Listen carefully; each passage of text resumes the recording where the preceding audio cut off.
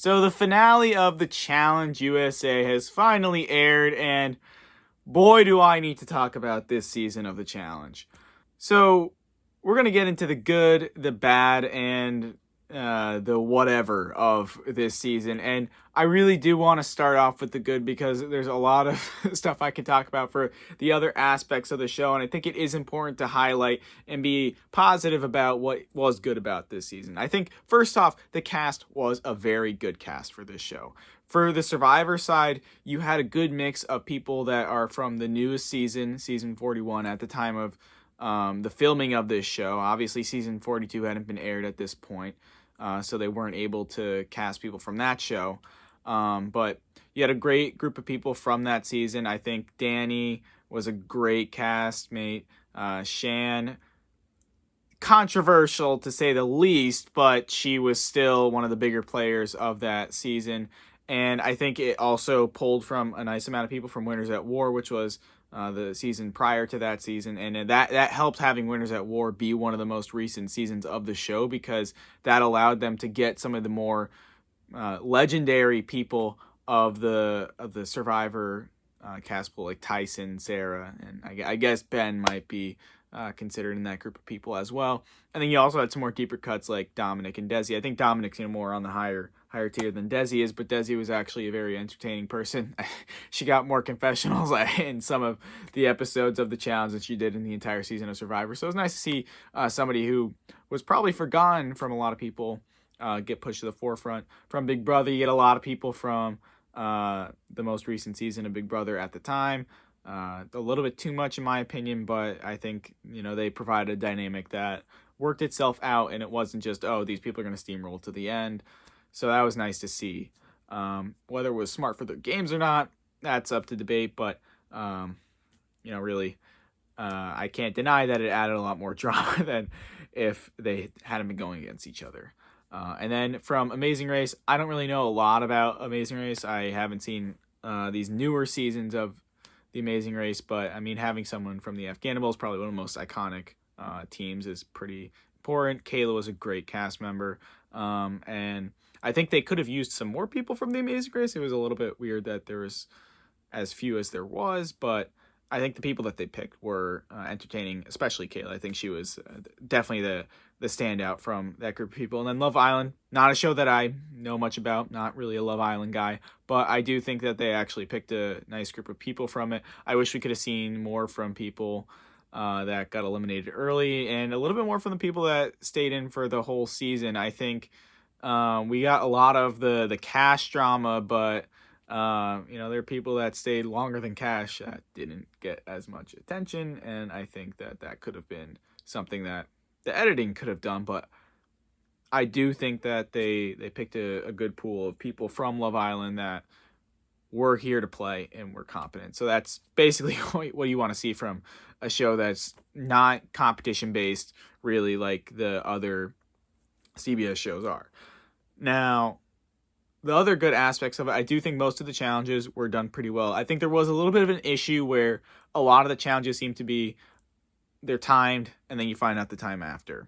And I wish there was I wish there would be more dynamic challenges. I think having something where you can really see them go up against each other is more entertaining to watch, because then you don't have to say, oh, I see this person do it, and then I see this person do it, and then I see this person do it. I like the last challenge before the final was one of the best challenges, because you actually get to see everyone playing at the same time, as opposed to having, some people go and then really just watching the same thing over and over. I think that gets played out and not exactly very entertaining. So it's nice to see challenges like that, and I think they could have done more than what they had. There was also kind of like the issue where a lot of the times it seemed to be, oh, you do this one task and then you do some sort of a puzzle or math puzzle, kind of like how a lot of the modern Survivor seasons are getting to be, you do this physical thing and then it really just comes down to a puzzle.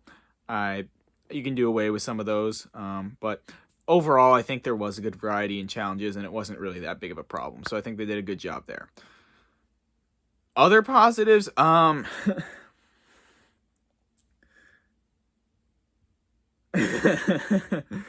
I enjoyed the show for the most part. I think there were parts of the show where you got really invested in the drama of it. Like you want to see this dynamic between Tyson and Sarah play out. But part of the issue comes in where we keep hearing about this with Tyson and Sarah, and we see that people are on different sides, but you don't really get to actually see the dynamics of the cast really at play in that scenario. Listening to exit interviews, you can hear people say, "Yeah, when Tyson threw in Ben, the house was split in half, and it was a whole thing." But we don't really get to see that divide on camera. We just see, oh, Sarah and Leo are mad at Tyson, and Tyson is mad at them, and blah blah blah blah blah. But you don't actually see it. You just are told that this stuff is happening. And I think the show itself could have really benefited from letting us actually see this drama take place as opposed to them telling us that the drama is taking place. Confessionals are good because they allow people to actually see what is going on in the mindset of a player. But I think something that the Challenge USA did was they overused that. And it was weird because listening to the exit interviews of the players, they were going out to bars, they were talking, there was all of this, character development that we could have seen, but we didn't see because for some reason the editors decided they weren't going to show it. And one of the best episodes of the season was the episode where we actually get to see the cast at a bar and we get to see people talking to each other and getting upset and their social interactions actually happening.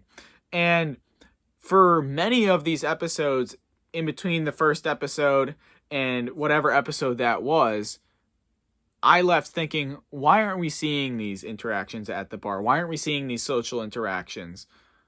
And there really wasn't a reason for us not to. And when we finally did see it, it was probably the best episode of the back half of the show. So I don't really understand why that was the case. So that's something that could definitely be improved. It wasn't necessarily bad, but it wasn't good. It wasn't like a good thing that happened. And I think a lot of the weird editing aspects of it kind of came into play when you find out what happens in the finale. And I think this is where I really have to transition into talking about what happened in the finale. Because while the majority of the season was an enjoyable ride, the finale leaves a weird taste in your mouth. First off, I love Danny. I was rooting for Danny to win this season. So seeing him win put a smile to my face. I was happy about it. Couldn't deny that it was nice to see him win. But the fact that so many people quit in the final, it was bizarre to see. And somebody like Tyson, who has been built up the entire season to be the greatest challenge competitor we have ever seen, quit at the last second. It makes you think, why did he have to quit? Was there more to this story that we don't know?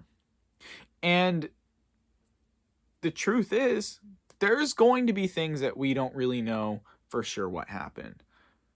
But we do know from interviews that people have done after the show that it was a lot worse for them than it was really made out to be. And I think the show could have done a better job of really showing it. And I don't know if they were afraid to make it seem like, oh, production screwed up with the timing of the final, which I think they probably did, or they just didn't give them enough gear to stay safe in these cold conditions. But after the fact, we found out that Kayla had to get medevaced. It wasn't like she quit. It was her body was in hypothermia and she had to be medically evacuated.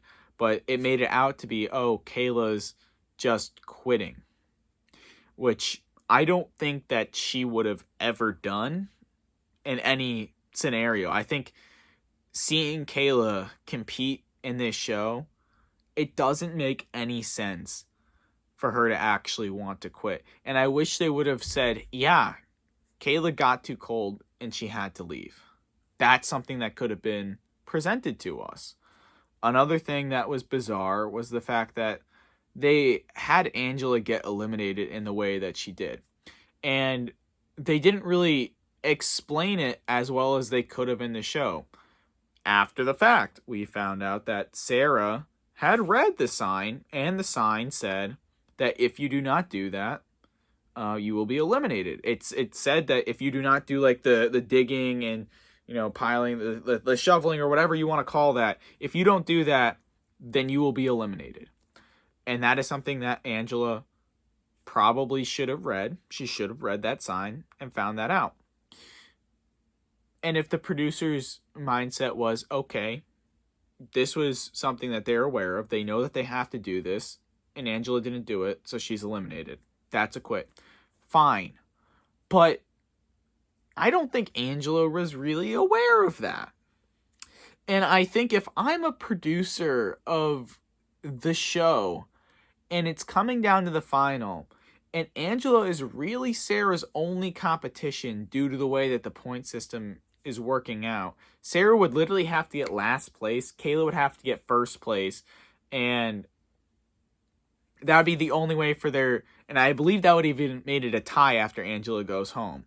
So not having Angela there really screws up the ability for other people than Sarah to win the season. I don't know what they would even have done if there was a tie, because they apparently don't even have tiebreakers for challenges anymore. So if I'm a producer, I look at this and I say, hey, Angela is the person that we've been building up to be the best competitor in the show.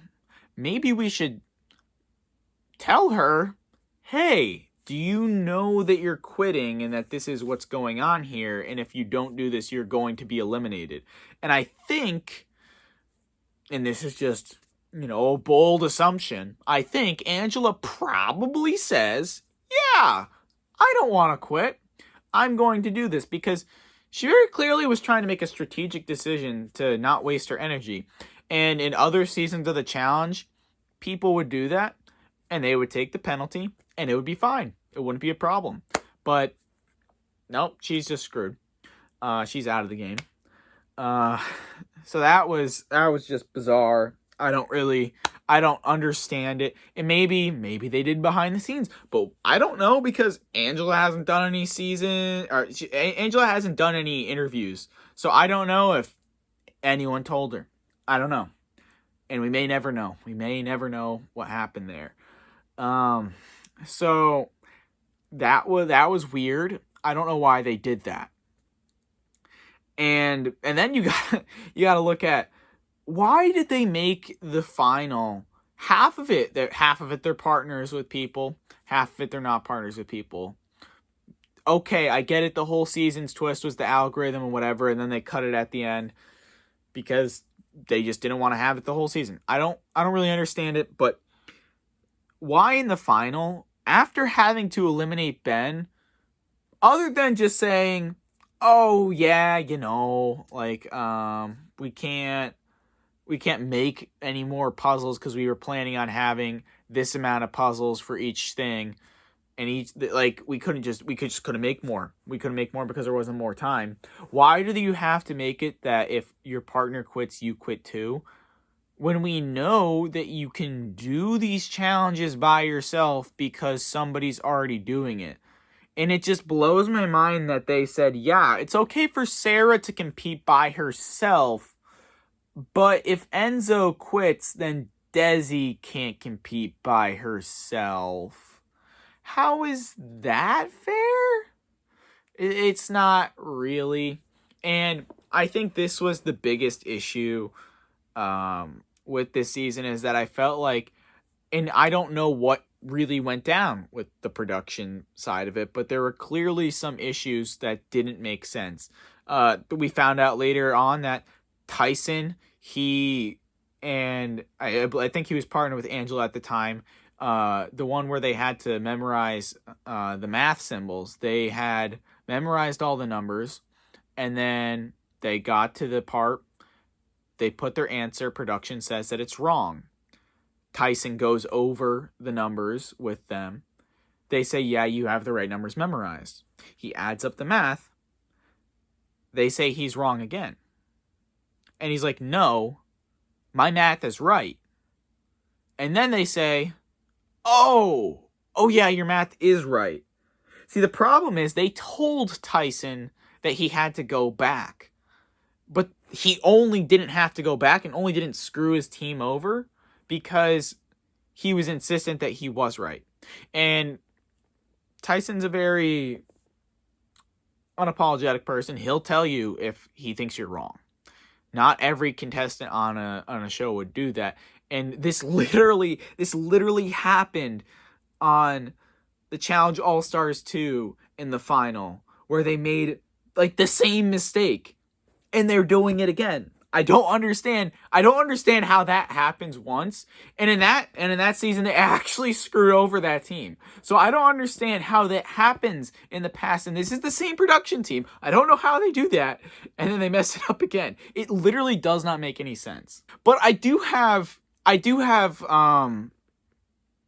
something to say about some of the people quitting, because I think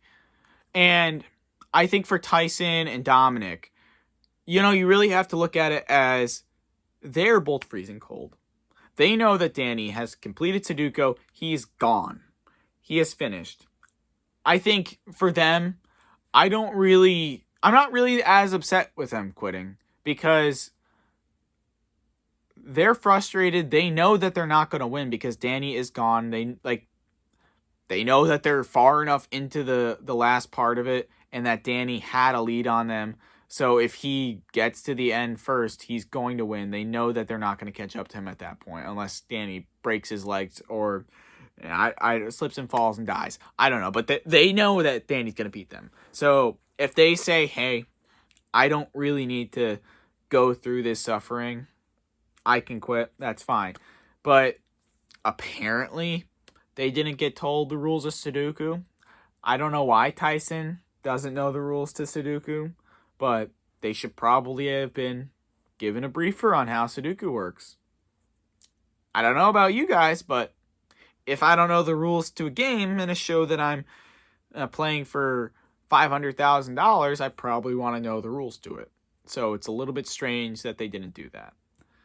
So what can they do moving forward? I think really the biggest issue is that they just need to iron out the production issues. This is not something that should be an issue with the show that's been running for 20 years. For some reason it was. I think they need to fix that and make sure that it doesn't happen again. And honestly, I really just think that if they didn't have the final on the top of a mountain in the middle of an ice storm and had the proper equipment, I don't think that these would have been as big of an issue. But it wasn't even just that caused issues. It was the fact that there was, for some reason, a lot of confusion in the final with rules, and that it's very frustrating to see, because as a viewer, we put in hours of our time invested in watching a show, and then for it to end very melancholingly, like having Sarah win just because everyone else didn't win. I think Danny, at least he won, he was better than all of them. But then Sarah wins because Desi gets DQ'd, Angela gets DQ'd. I don't really know why Justine quit, but Kayla got medevaced. So it's just like, okay, I guess Justine just didn't think that she could finish it. But it's very sad that that's how it had to end. I like the season as a whole. I think if you take away the finale, and I was very worried when I found out that it was going to be a 2-hour finale, which included the last round. I was like, okay, what is going on here? And I was right to be worried about it, because it ended up being a very controversial ending to the show. And I think if it didn't end like that, and if we just got a normal ending, a lot of people would have been happy with this product. And I think there is a way for them to do it right. I want to see my favorite contestants from Survivor and Big Brother, and there's plenty of people that want to see their favorite contestants from other CBS reality shows play on these games and not have to deal with stuff like this happening. So I really hope that they take a look at this and they see the errors that happen and see what they can do to change it. Give us the social interactions. Give us a solid production that doesn't mess things up and that cares about the product that they're putting out. And then we can have the show that it is my favorite reality television show. I love The Challenge. I like it more. I've been watching Big Brother and Survivor longer than The Challenge. But I enjoy watching The Challenge more because of all that it can offer, all of the drama that it can offer, all of the excitement, the things that people do that don't make sense in the other shows that for some reason they do in The Challenge. And I love it. I love watching this show. And I don't like seeing it end like this. Now, so hopefully they're able to fix this. So how would I rate this season as a whole? I think out of 10 stars, it's probably like a 6 out of 10. There's plenty of worse seasons of The Challenge that I've seen. There's a whole lot of better seasons of The Challenge that I've seen. But out of like a reality television show, I give it a 6 out of 10. Like it was better than like most that I would watch, but it was worse than like my favorites. And this show could easily with the cast that it has, it could be a 10 out of 10 show. And that's what I want to see for the future of it. So yeah, that's me. I've been Alex. This has been the Challenge USA, whatever the hell that was. And let's just keep it real, man. Finish and then keep it moving from it. That's it.